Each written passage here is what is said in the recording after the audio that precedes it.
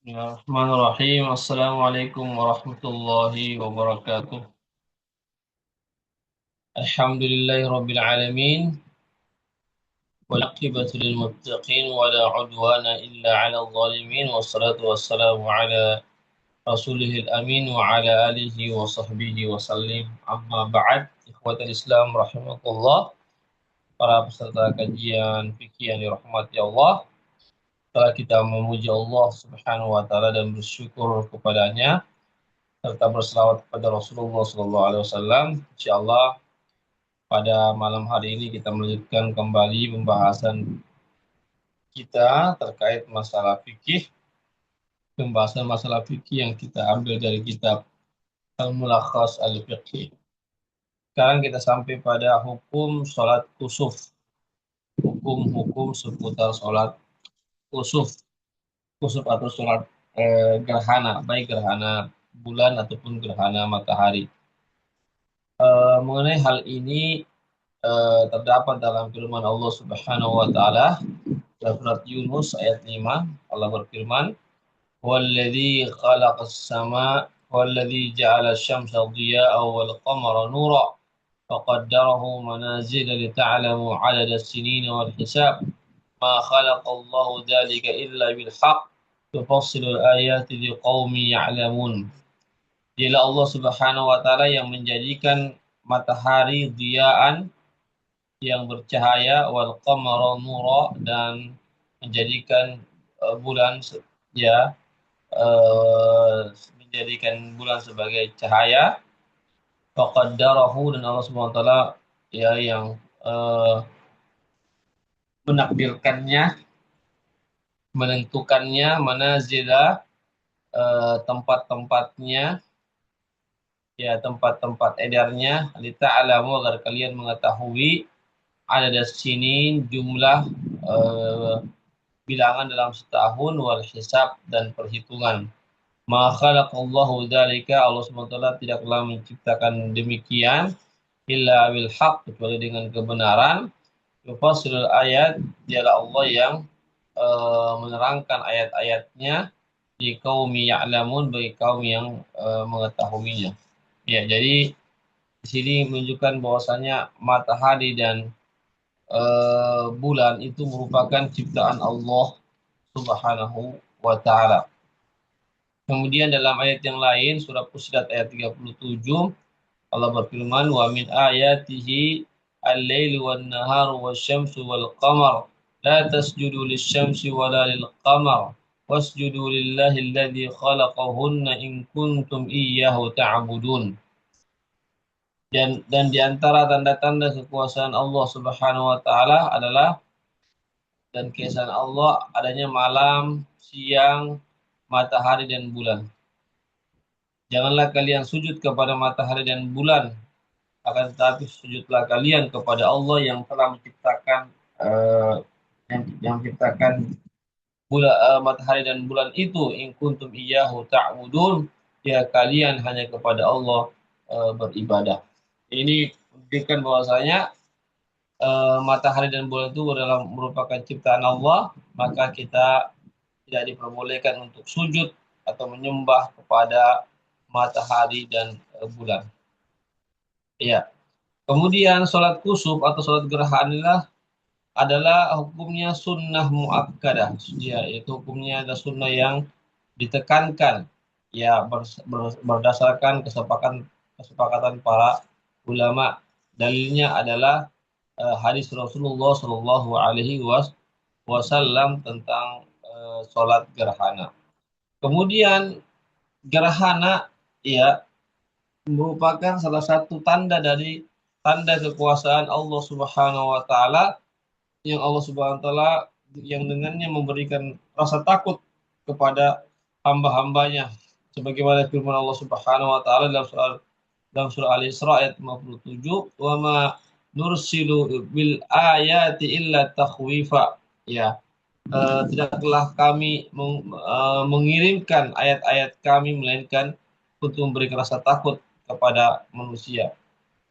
Ya, kenapa? Terkadang manusia ini tidak takut kecuali dengan musibah-musibah yang Allah SWT kirimkan kepada mereka. Makanya dengan adanya gerhana ini agar manusia itu takut, agar manusia itu mau kembali kepada Allah, mau introspeksi dirinya. Kemudian gerhana matahari pernah terjadi di zaman Rasulullah SAW. Maka beliau pun segera keluar ke masjid, ya, seraya beliau menarik pakaiannya, lalu beliau pun memimpin sholat gerhana. Setelah sholat, maka beliau pun menyampaikan kepada jemaah bahwasanya gerhana itu terjadi merupakan tanda dari tanda-tanda kekuasaan Allah Subhanahu wa taala, yang mana Allah Subhanahu wa taala memberikan rasa takut kepada hambanya melalui gerhana itu. Ini ikhwatul Islam, azakullah. Ya. Dan terkadang gerhana itu terjadi disebabkan turunnya siksaan Allah Subhanahu wa taala kepada manusia. Oleh karena itu Nabi memerintahkan, ya, agar, ya, dengan melaksanakan sholat agar gerhana itu bisa berakhir. Ya. Dan Nabi kita Muhammad SAW memerintahkan kita untuk sholat gerhana ketika terjadi gerhana tersebut, dan juga memerintahkan kita untuk memperbanyak doa dan memohon ampun kepada Allah, bersedekah dan memerdekakan budak jika budak itu ada, dan amal-amal soleh yang lainnya sampai gerhana itu hilang kembali, atau sampai gerhana itu menjadi hilang.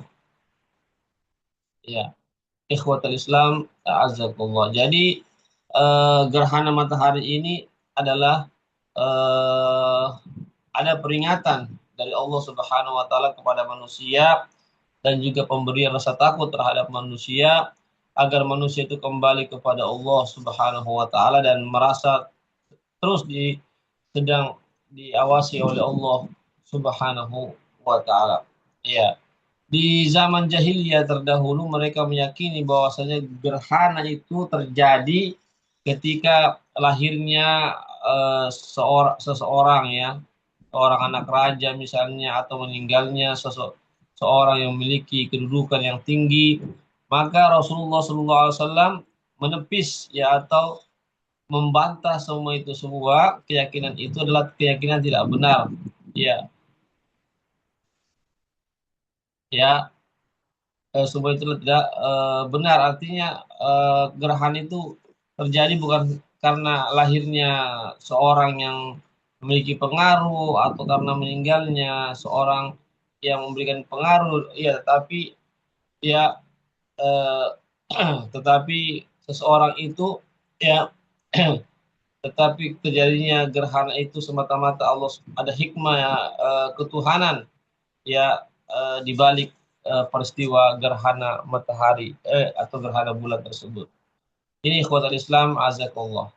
Yaitu pernah terjadi, diriwayatkan dalam hadis riwayat Imam Bukhari dan Muslim, bahwasanya pernah terjadi gerhana matahari di zaman Nabi, yaitu tepat pada ketika meninggalnya anak beliau yang bernama Ibrahim, anak beliau bernama Ibrahim. Maka orang-orang mengatakan telah terjadi gerhana matahari karena telah meninggal Ibrahim, yaitu anak Rasulullah SAW. Maka beliau pun bersabda, Inna syamsa, sungguhnya matahari dan bulan adalah dua tanda dari tanda-tanda kekuasaan Allah Subhanahu wa taala, dan keduanya itu tidak terjadi gerhana hanya karena meninggalnya seseorang atau karena lahirnya seseorang. Akan tetapi apabila kalian melihat gerhana itu, maka segera kalian mengingat Allah, berzikir kepada Allah, dan segeralah kalian melaksanakan ibadah sholat gerhana. Ini ikhwatul Islam yang hadis sahih yang diriwayatkan oleh Imam Bukhari dan Muslim. Dalam riwayat lain Nabi bersabda, "Fadu'ullaha, hendaklah kalian berdoa kepada Allah, wa sallu, dan laksanakanlah salat gerhana, hatta yanjaliya, sampai gerhana itu betul-betul hilang." Ini ikhwatul Islam, azakallah. Kemudian disebutkan dalam riwayat yang lain bahwasanya ini adalah tanda-tanda kekuasaan Allah yang Allah Subhanahu wa taala kirimkan kepada hamba-hambanya, bukan karena meninggalnya seseorang atau karena hidupnya seseorang atau lahirnya seseorang, akan tetapi Allah Subhanahu wa taala memberikan rasa takut kepada hamba-hambanya melalui gerhana tersebut. Maka bila kalian melihat terjadinya gerhana itu, maka segeralah kalian mengingat Allah, berzikir kepada Allah, berdoa dan beristighfar. Ini kekuatan Islam, azakullah ya, yang harus kita pahami bersama.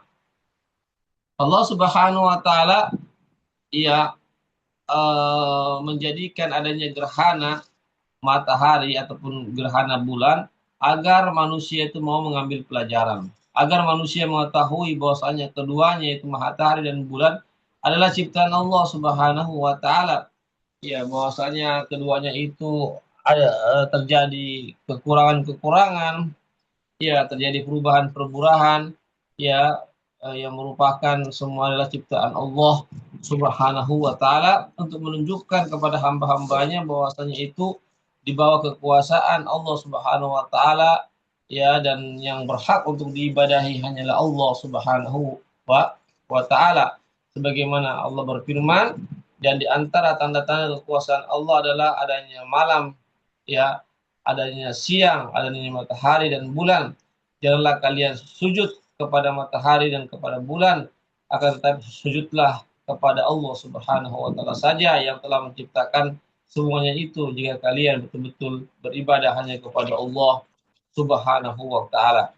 Kemudian pelaksanaan sholat gerhana itu dimulai ketika terjadi gerhana sampai gerhana itu berakhir. Ya, sebagaimana sabda Rasulullah SAW, "Fa idza ra'aitum syai'an min dzalika fasallu." Jika kalian melihat ya gerhana itu, maka sholatlah kalian. Ini ikhwatul Islam, azakullah. Ya. Kemudian sholat kusuf atau sholat gerhana itu tidak dikodok, ya tidak diganti ya setelah gerhana itu berakhir. Ya, jadi tidak ada namanya mengkodok sholat gerhana jika setelah selesai berakhirnya gerhana tersebut. Ya. Kemudian bagaimana tata cara pelaksanaan sholat gerhana? Yaitu tata caranya adalah yaitu sholat gerhana dikerjakan sebanyak 2 rakaat, yaitu dengan menjaharkan bacaan bismillahnya di rakaat pertama dan di rakaat yang kedua. Di rakaat yang pertama membaca surah Al-Fatihah, lalu membaca surah yang panjang seperti surah Al-Baqarah atau yang semisalnya. Setelah itu ruku, ya dengan ruku yang panjang. Setelah itu bangkit lagi dari ruku dengan membaca Al-Fatihah, lalu baca dengan surah yang panjang seperti surah Ali Imran atau yang semisalnya.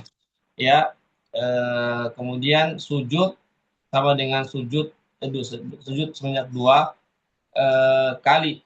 Ya, sama dengan sholat-sholat yang lainnya. Setelah itu di rakaat yang kedua juga demikian, yaitu membaca surah Al-Fatihah dengan surah yang panjang tetapi lebih pendek daripada rakaat yang pertama.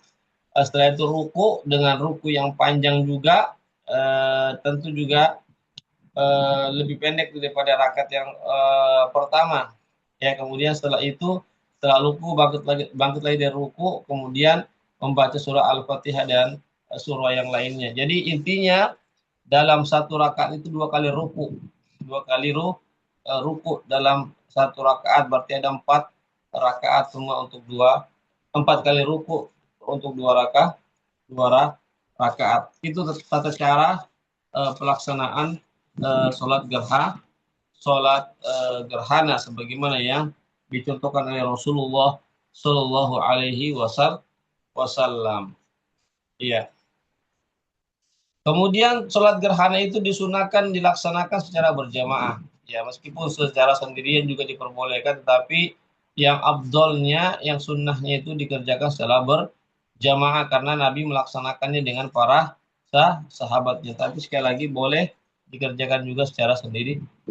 Kemudian disunahkan untuk imam atau khotib memberikan nasihat kepada orang-orang setelah pelaksanaan sholat gerhana berakhir. Jadi setelah pelaksanaan sholat gerhana berakhir, maka disunahkan imam memberikan nasihat khusus atau khutbah setelah sholat gerhana. Yaitu imam memberikan artinya peringatan kepada kaum muslimin untuk tidak lalai kepada Allah, untuk tidak sombong kepada Allah, dan memerintahkan kepada jemaah untuk memperbanyak doa dan istighfar kepada Allah Subhanahu wa taala.